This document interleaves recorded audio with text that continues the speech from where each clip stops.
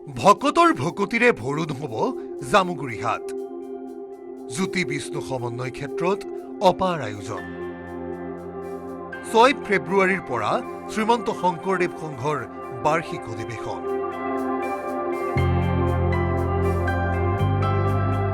হয়, 6 ফেব্ৰুৱাৰীৰ পৰা অনুষ্ঠিত হ'ব শ্ৰীমন্ত শংকৰদেৱ সংঘৰ 95 সংখ্যক বাৰ্ষিক অধিৱেশন। আৰু ইতিমধ্যে অধিৱেশনক কেন্দ্ৰ কৰি ধলাই বিলৰ জ্যোতি বিষ্ণু সমন্বয় ক্ষেত্ৰত পূৰ্ণদমে প্ৰস্তুতি চলি আছে। আৰু এই মুহূৰ্তত মই দৃশ্য দেখুৱাইছোঁ মূল মণ্ডপৰ। আৰু ইতিমধ্যে মূল মণ্ডপ সাজু হৈ উঠিছে আৰু মূল মণ্ডপৰ সন্মুখত এটা আটক ধুনীয়াকৈ বাটচৰা নিৰ্মাণ কৰা হৈছে। আৰু এই বাটচৰাটো মথুৰা পাগ, যি মথুৰা পাগ, সেই মথুৰা পাগৰ আৰ্হিত ইয়াত তৈয়াৰ কৰা হৈছে। আৰু তাৰ ওপৰত আছে অগ্নিগড়।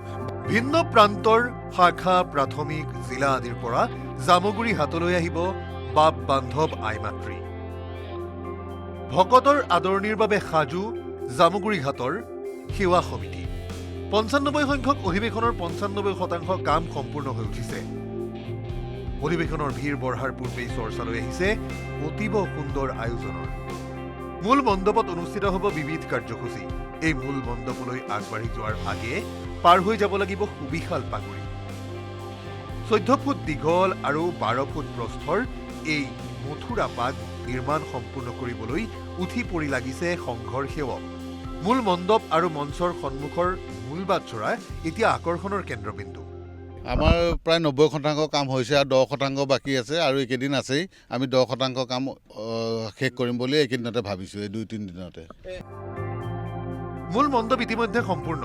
চোৱাগছ, বাঁহ, বেত, খেৰ আদি থলুৱা সামগ্ৰীৰে নিৰ্মাণ কৰা হৈছে জ্যোতি বিষ্ণু সমন্বয় ক্ষেত্ৰৰ মূল মণ্ডপ। এই অধিৱেশনৰ বাবে সাজু হৈছে ভিন্ন প্ৰান্তৰ বাপ বান্ধৱ আই মাতৃ। অধিৱেশনৰ এদিন আগৰে পৰা ভৰি পৰিব শিবিৰ। তাৰ পূৰ্বে শংকৰ শিৰোমণিক শিৰতে থাপি পদব্ৰজে শ্ৰীমন্ত শংকৰদেৱ সংঘৰ 95% অধিৱেশনস্থলীলৈ যাত্ৰা এইগৰাকী সেৱকৰ। লালুক নাওবৈচা আঞ্চলিক শাখাৰ অন্তৰ্গত লালুক প্ৰাথমিক শাখাৰ সংগী বাপ উমাকান্ত সন্দিকৈয়ে তৃতীয়বাৰৰ বাবে খোজ কাঢ়ি শ্ৰীমন্ত শংকৰদেৱ সংঘৰ অধিৱেশনলৈ বুলি যাত্ৰা আৰম্ভ কৰিছে। লালুকত 3 দিন পূৰ্বে আৰম্ভ কৰা যাত্ৰা শনিবাৰে গহপুৰ পালে।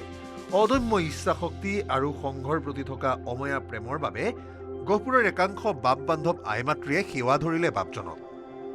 আমি লখিমপুৰ জিলা লালুক নাওবৈচা আঞ্চলিকৰ লালুক প্ৰাথমিক সংগী আমাৰ শ্ৰীমন্ত শংকৰদেৱ সংঘৰ 95 সংখ্যক বাৰ্ষিক অধিৱেশন জ্যোতি বিষ্ণু সমন্বয় ক্ষেত্ৰ ধলাই বিল নাহৰবাৰী অনুষ্ঠিত হ'ব অহা ইংৰাজী 6, 7, 8 তাৰিখে। আমি তালৈকে পদব্ৰজে যাত্ৰা কৰি আহি আছোঁ। আজি আমাৰ 3টা দিন হৈছে। আমি যোৱা নিশা হাৱাজানত থাকিম, নাইটত থাকিম। আজি হয়তো আমি গহপুৰ পাম। গতিকে সকলোকে ভক্তিপূৰ্বক সেৱা নিবেদন কৰিছোঁ। আমাৰ সেইসময়তে বাপজনক লগ পালোঁ, বাপজনৰ চৰণত সেৱা কৰিলোঁ।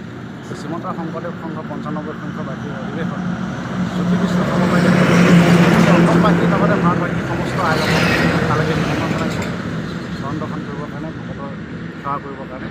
আমাৰ এই পদযাত্ৰা 3টা বৰ্ষ হৈছে।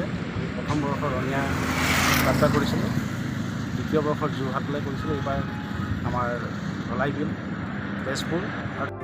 6, 7 আৰু 8 ফেব্ৰুৱাৰীত জ্যোতি বিষ্ণু সমন্বয় ক্ষেত্ৰত অনুষ্ঠিত হ'বলগীয়া এই অধিৱেশনৰ বাবে বাঢ়িছে উৎকণ্ঠা। সকলো পৰিশীলিতভাৱে সম্পাদন কৰাৰ বাবে যত্ন কৰিছে আয়োজক সমিতিয়ে। গহপুৰৰ পৰা পলাশ ফুকনৰ সহযোগত বিশ্বনাথৰ পৰা Tushar Hazarika report, news 18 Assam north east.